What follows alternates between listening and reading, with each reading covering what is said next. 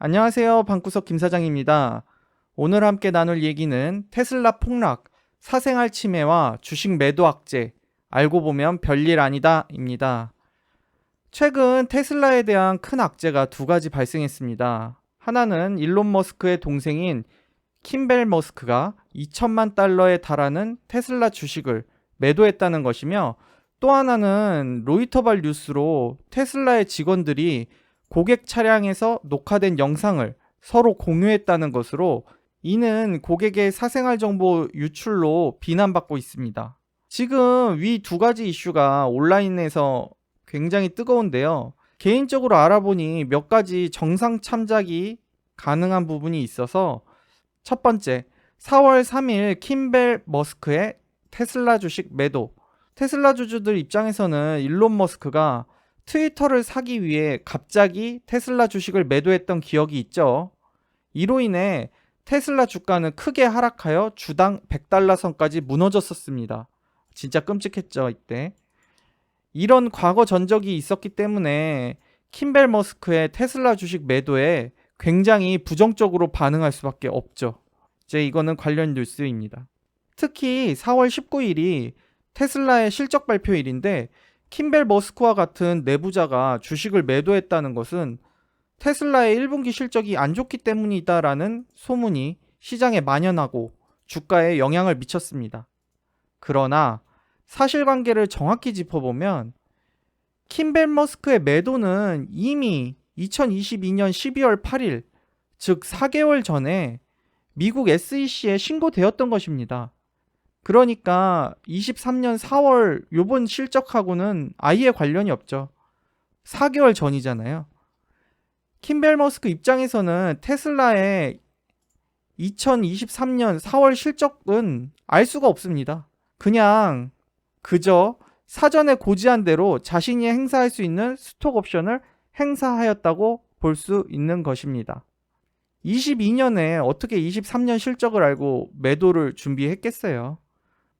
이거는 어찌됐건 뉴스 나온 지가 이미 꽤 전이기 때문에 주식시장에는 이미 반영이 됐습니다.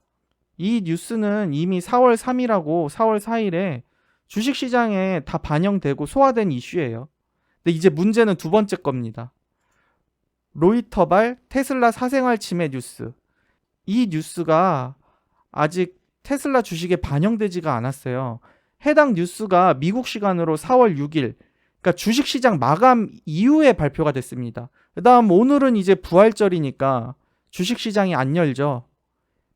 그러니까 이 뉴스는 아직 그 테슬라 주가에 반영되지 않은 뉴스입니다. 어찌됐건 해당 뉴스가 테슬라 주가에는 아직 반영되지 않았다는 점에서 테슬라 주주분들이 불안해할 만합니다. 이 부분은. 게다가 미국이 어떤 나라예요? 개인의 자유와 권리에 대해서 되게 민감한 나라입니다. 그래서 충분히 주가에 악영향을 미칠 소지가 있죠. 페이스북만 해도 사실 이런 문제 때문에 광고 올리지 못하게 하고 개인정보 수집한다고 제재하고 해가지고 주가가 굉장히 많이 떨어졌었죠. 이거는 이제 관련 뉴스인데 이게 로이터에서 나온 뉴스입니다. 관심 있으신 분들은 여기 링크로 들어가서 자세히 보실 수 있습니다. 그러나 해당 기사에서 우리가 주목할 점이 있는데요. 로이터가 인터뷰한 대상들이 모두 전직 테슬라 직원이라는 것입니다. 그러니까 현직 테슬라 직원이 아니라 전직 테슬라 직원이에요. 즉, 해당 직원들은 무단으로 고객의 녹화 영상을 공유하여 이미 해고당한 직원들이라고 생각해 볼 수 있습니다. 이거는 좀 확실한 건 아닌데, 찾아보니까 이런 얘기가 많더라고요. 예전에 캘리포니아에서 대량 해고를 한번 한 적이 있거든요. 그때 직원들이다, 그런 얘기가 있습니다. 어찌됐건 중요한 건 현직 직원은 아니라는 거죠. 전직 직원입니다. 만약 이게 현직 직원들이 녹화 영상 공유하고 이랬다고 뉴스가 나왔으면은 그건 진짜 큰 문제죠. 이거는 뉴스 자체의 신빙성에 대해서도 약간 의문이 좀 있습니다. 게다가 테슬라 공식 홈페이지 들어가 보시면 매뉴얼이 있는데 매뉴얼을 보면 모든 녹화 기능에 대해서는 테슬라 측으로 전송되지 않는다고 명백하게 밝히고 있을 뿐만 아니라 자동 녹화로 의심되는 기능인 감시 모드, 이게 이제 모니터링이죠. 이거는 사용자가 직접 사용하기를 선택 혹은 끄기 할 수 있는 기능입니다. 그러니까 이거는 감시 모드를 켜고 끄는 거는 사용자가 선택할 수 있는 기능인 거예요. 이 테슬라 매뉴얼에 대해서 궁금하신 분들은 여기 테슬라 공식 홈페이지 들어가 보시면 있습니다. 한번 읽어보시면 좀 도움이 되실 거예요. 그럼 이제 이런 말이 하고 싶은 거죠. 애초에 이런 기능을 왜 필요하냐? 그 실제로 이제 사람들이 그렇게 물어봤어요. 그랬더니 일론 머스크가 트윗에서 이렇게 얘기합니다.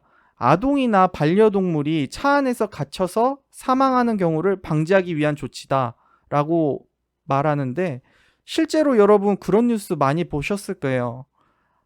차 안에 아동이나 반려동물이 갇혀서 사망하는 경우, 이런 뉴스를 한 번쯤은 접하셨을 거라고 봅니다. 여기 이제 관련 뉴스도 있죠. 굉장히 여름 되면은 우리나라에서도 심심치 않게 한 번씩 나오는 뉴스죠. 특히 자가 차량이 필수인 미국에서는 더 자주 발생하는 일인 것 같아요. 그래서 관련 이슈가 많이 있습니다. 머스크는 테슬라의 감시 모드 기능은 위와 같은 경우 작동하여 차량 내부의 온도를 유지하고 위험을 알리는 기능이라고 밝히고 있습니다. 그러니까 확실히 이 기능이 있으면 이런 사고는 줄어들겠죠. 만약에 자동으로 감시하는 기능이 있다면 차 안에 아이가 있을 때 뭐 알림을 울린다던가 아니면 내부 온도를 덮지 않도록 이렇게 조절할 수 있겠죠. 공기도 좀 순환시키고요. 그리고 사실상 이런 감시 모드, 이런 기능적 관점에서 본다면 이미 우리 스마트폰이나 스마트 가전들은 모두 공통적인 위험을 가지고 있어요. 여러분들도 지금 자신이 무슨 말을 하는지 아무도 안 듣고 있다고 생각하시나요?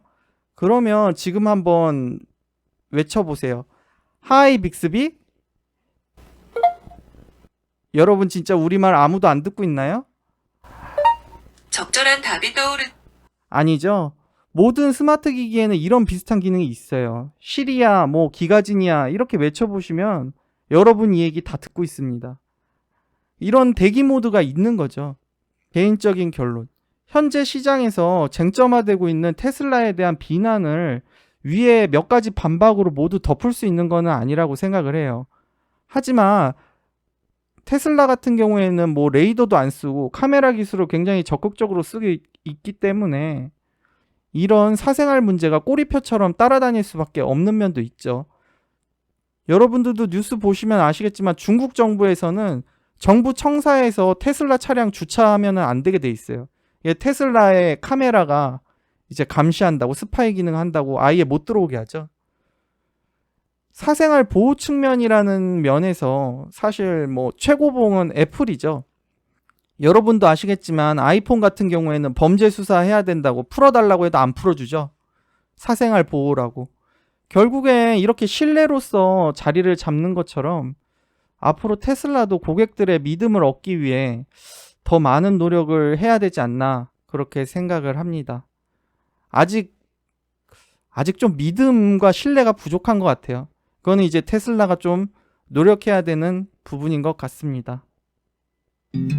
그럼 다음 시간에도 돈 되는 이야기로 찾아뵙겠습니다. 감사합니다.